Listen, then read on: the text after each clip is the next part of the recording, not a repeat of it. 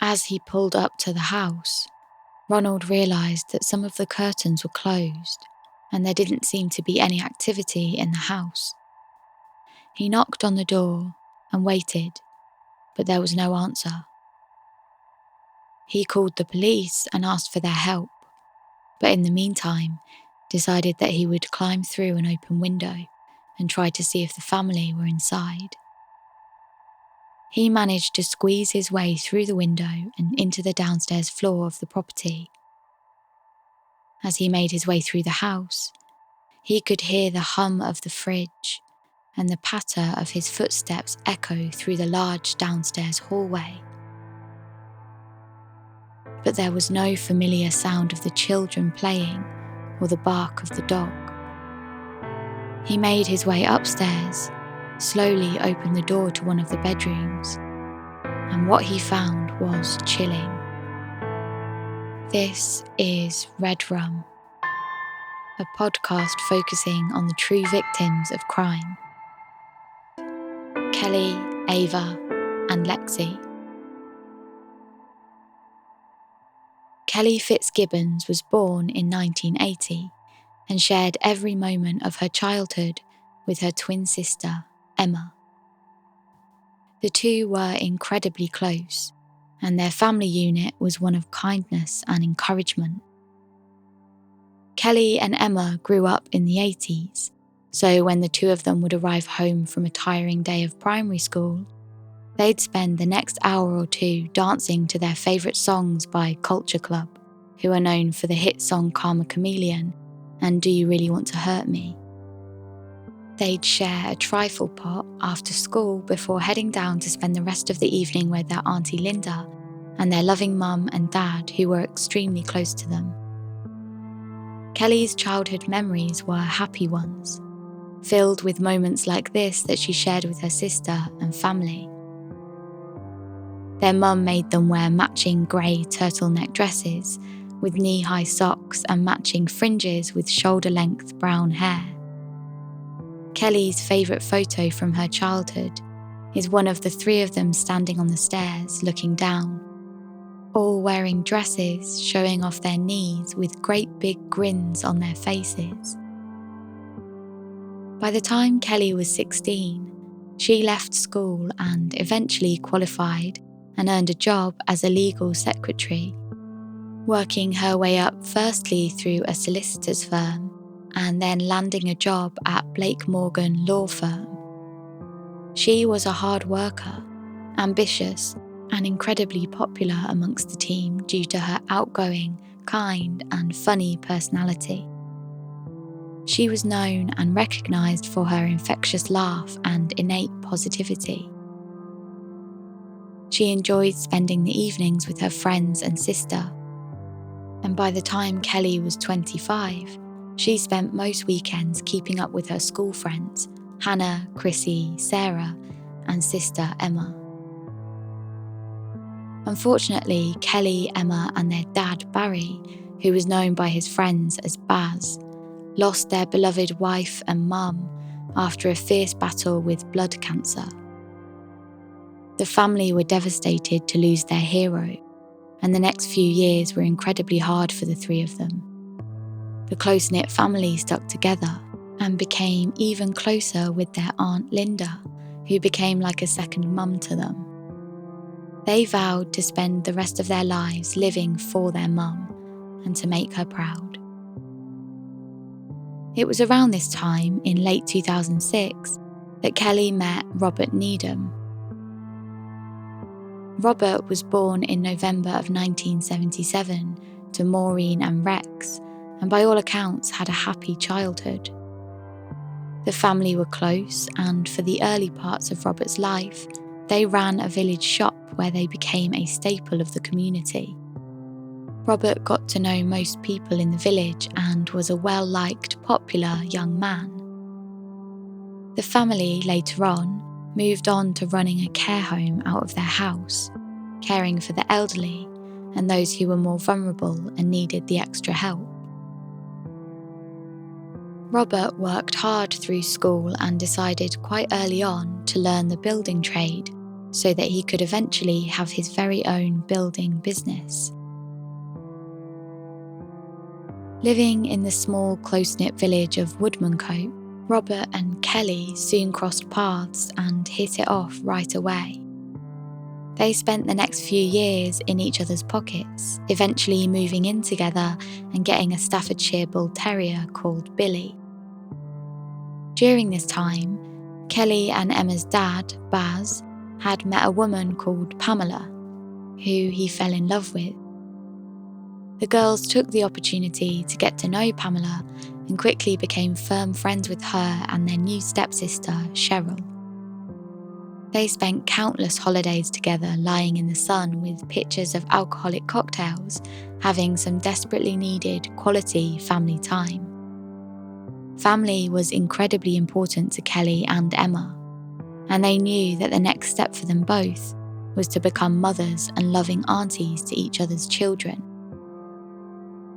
That time came rather quickly for Emma, and it wasn't long before she gave birth to a little baby boy.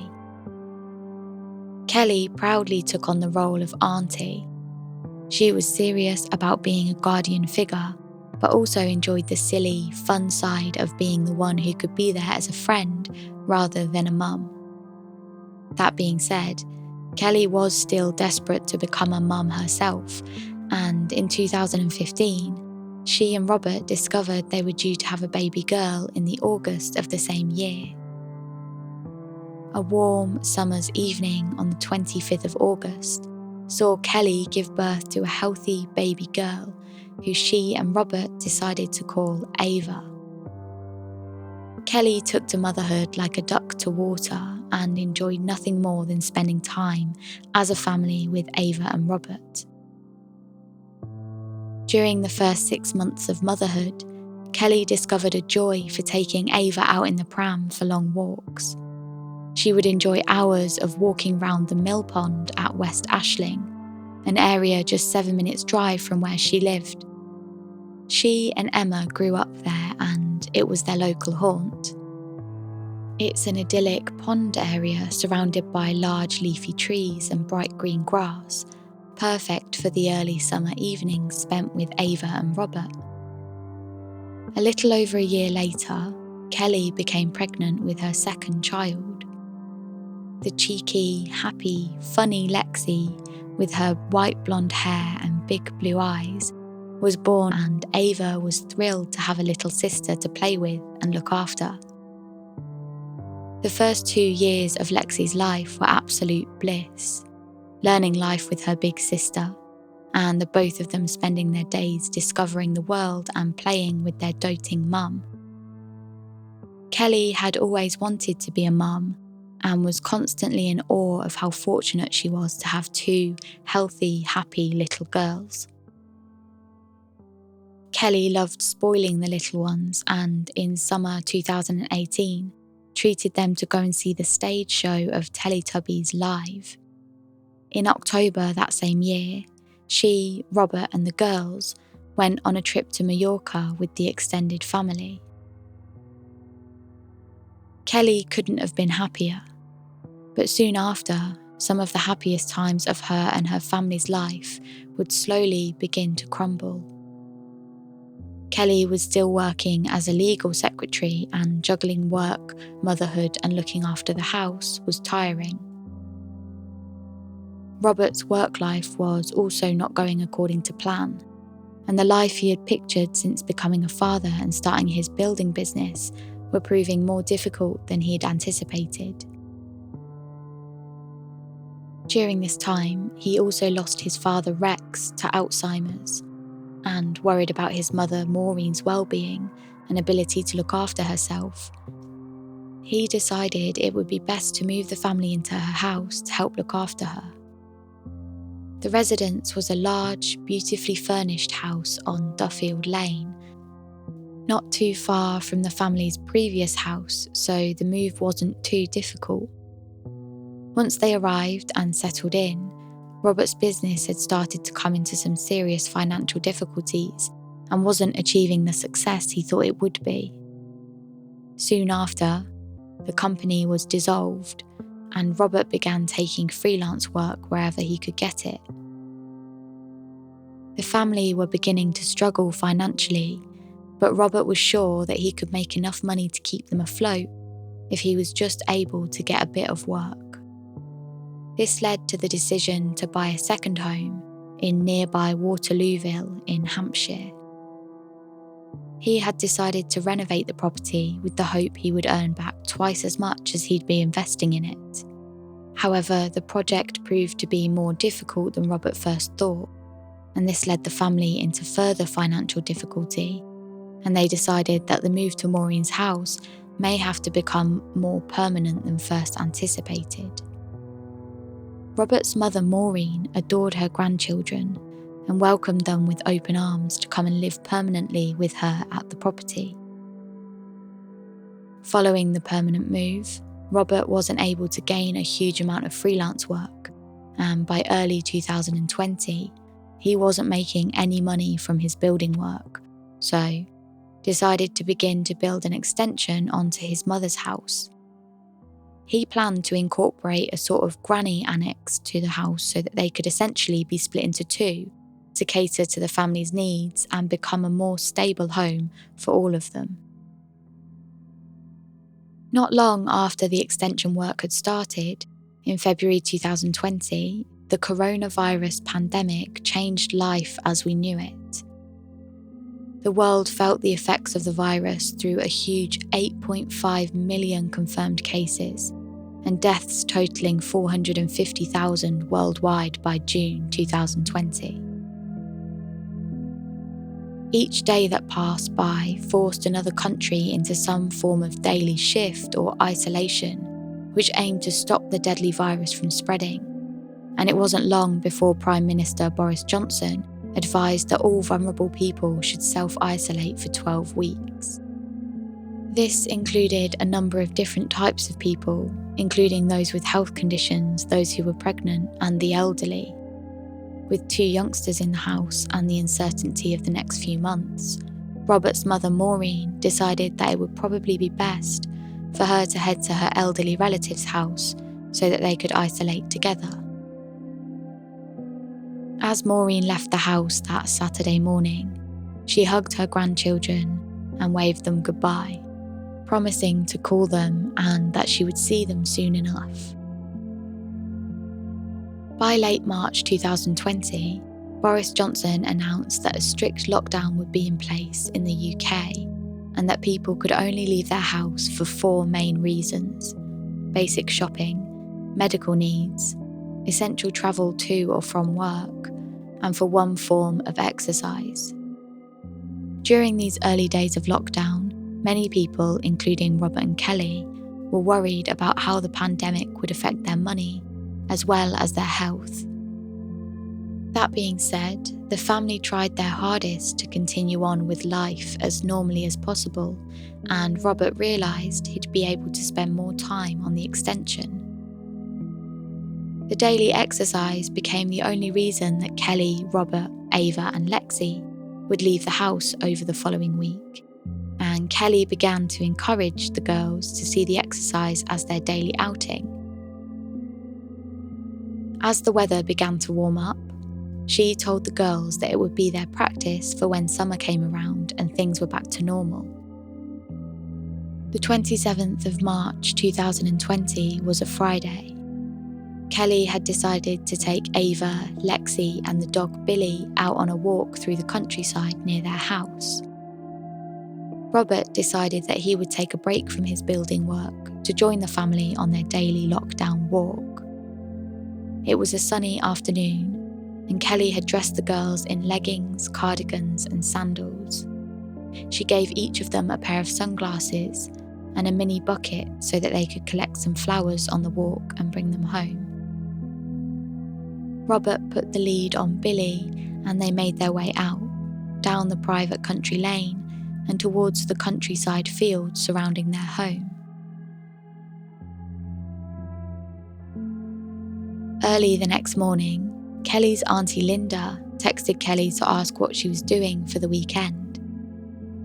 Linda found it odd when she didn't receive a reply, and after a few more texts that evening, She went to sleep certain she'd wake up the next day to a call from Kelly. However, as Sunday morning came and Linda checked her phone, her heart sank when she saw that she hadn't had a reply from Kelly. Linda called Kelly's phone, but it rang out to voicemail. She left a message and asked Kelly to call her back when she got a moment. But by early afternoon, and with no word, Linda couldn't get the bad feeling out of her mind. She called Kelly's sister Emma, who told her that she'd also received no reply from Kelly, and when she tried to call Robert, got no response. Emma logged onto Facebook and noticed that Kelly hadn't been on for the whole of Saturday. Kelly was an avid Facebook user. Her last post was from the afternoon of the 27th of March. She'd uploaded various photos of the family's countryside walk. Emma began to feel sick when she realised that Kelly hadn't made contact with anyone or even logged onto her Facebook since Friday afternoon. Emma was currently living in Birmingham with her family, so couldn't physically make the journey to the house. She called Linda straight back and asked if she could send their family friend Ronald round to go and check on the family. Linda immediately got in contact with Ronald, who made his way to the family home. As he pulled up to the house, he realised that some of the curtains were closed and there didn't look to be any activity in the house. He knocked on the door and waited, but there was no answer. He called Linda, who at this point was frantic with worry. There was no way the family would just take off without informing anyone, and they were in the middle of a nationwide lockdown. What if the family had all fallen ill and needed assistance? Ronald called the police and asked for their help, but in the meantime, decided that he would climb through an open window and make his way into the house. He managed to squeeze his way through the window and onto the downstairs floor of the property. As he made his way through the house, he could hear the hum of the fridge and the patter of his footsteps echo through the large downstairs hallway. But there was no familiar sound of the children playing or the barks of the dog. After a moment of hesitation, he walked up the stairs and slowly opened the door to one of the bedrooms. What he found was chilling. The family dog, Billy, had been shot and lay alongside the lifeless body of Kelly, who had a gunshot wound to her head and neck. Nearby, the body of Robert was found with gunshot wounds also to the head and neck. And tragically, not far from the parents, Ava and Lexi were found with fatal gunshot wounds to their chest and head. The police arrived soon after and announced that all 4 family members and the dog had been killed by the use of a shotgun.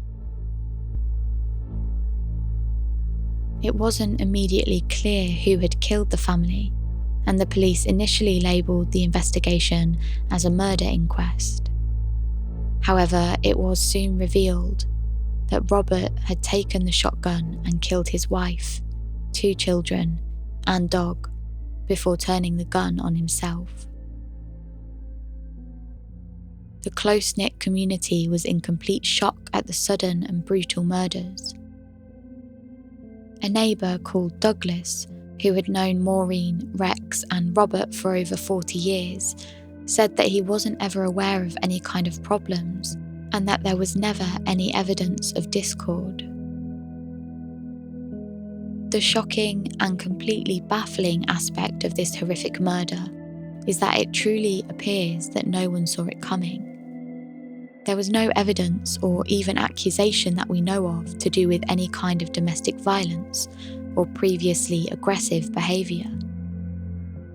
And it's unclear as to whether Robert even owned the gun he used to commit the murders. Police are unsure if he held a valid firearm certificate or if the gun had been obtained illegally. The countryside surroundings of the village made it a popular shooting spot for clay pigeon and pheasant shooters, so access to a gun may have been easier for Robert than most people living in England.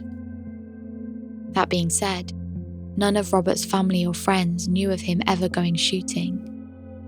Also, in the UK, in order to obtain a firearm license, the process is slightly more complex than other countries like the US. For example, you must have a good reference from someone who isn't a relative and has known you for more than 2 years, as well as having no previous violent convictions. Immediately following the death of her son, daughter-in-law, and 2 grandchildren, Robert's mother Maureen, who was still staying with relatives, posted a comment on a photograph on Facebook saying, quote, "It was Robert, Kelly, and my lovely grandchildren that all died upstairs."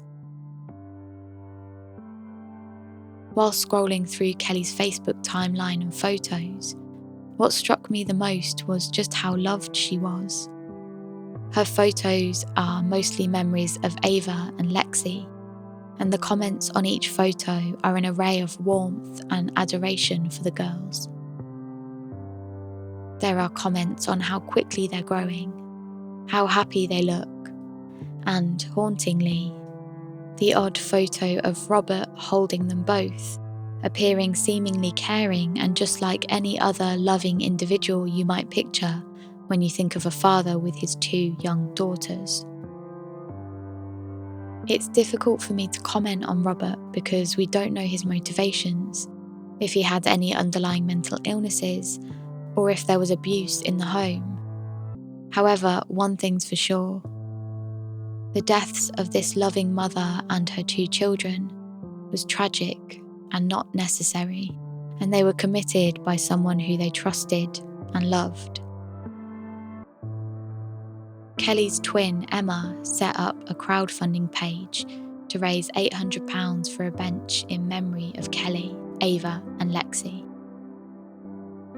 As of June 2020, the page has raised over £7,000, and Emma has said that any remaining money will be split between the Celebration of Life Memorial Service and Blood Cancer UK, which is a leukemia research charity that Kelly and Emma have previously supported in memory of their mother.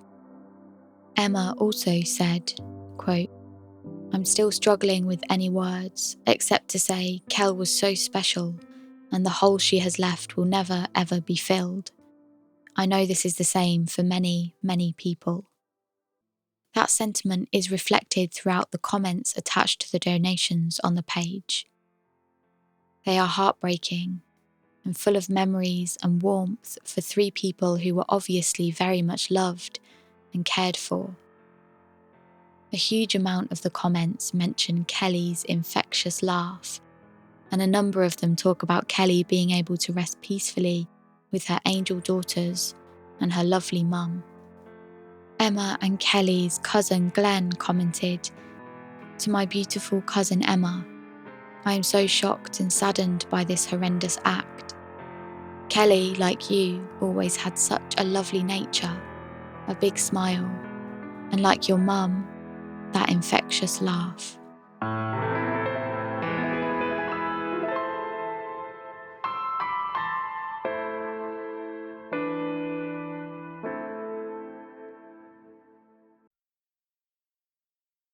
This episode is in memory of Belinda Goodman.